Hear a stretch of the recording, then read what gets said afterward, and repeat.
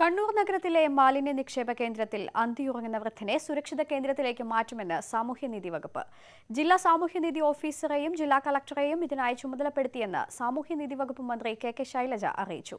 കണ്ണൂർ നഗരത്തിന്റെ കണ്ണീർ കാഴ്ചയായ വൃദ്ധന്റെ ദുരിതജീവിതം ന്യൂസ് 18 ആണ് പുറത്തുകൊണ്ടുവന്നത്. News 18 impact.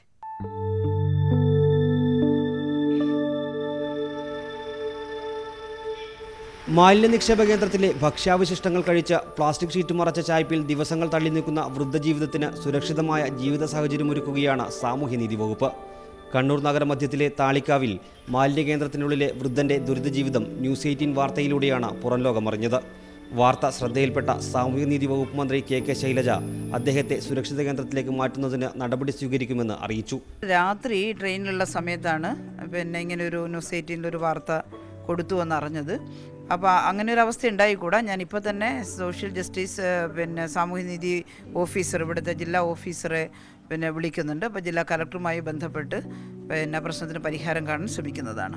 താളിക്കാവിൽ സ്വകാര്യ വ്യക്തിയുടെ കാടുമൂടിയ പറമ്പിലെ മാലിന്യക്കൂമ്പാരങ്ങൾക്ക് നടുവിലായിരുന്നു കഴിഞ്ഞ 4 വർഷമായി ഇദ്ദേഹം ജീവിച്ചിരുന്നത്. കനത്ത മഴയിൽ ചീഞ്ഞുനാറുന്ന മാലിന്യങ്ങൾക്കിടയിലെ ജീവിതം കണ്ണീർ കാഴ്ചയായിരുന്നു. മാലിന്യങ്ങൾക്കിടയിൽ ആളുകൾ പുറന്തള്ളുന്ന ഭക്ഷ്യാവശിഷ്ടങ്ങളായിരുന്നു 70-നോടടുത്ത് പ്രായം തോന്നിക്കുന്ന ഈ വൃദ്ധജീവിതത്തിന്റെ ജീവൻ നിലനിർത്തിയിരുന്നത്.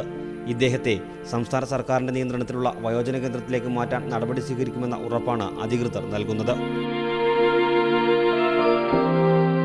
പ്രദീപ് നാരായണൻ, ന്യൂസ് 18, കണ്ണൂർ.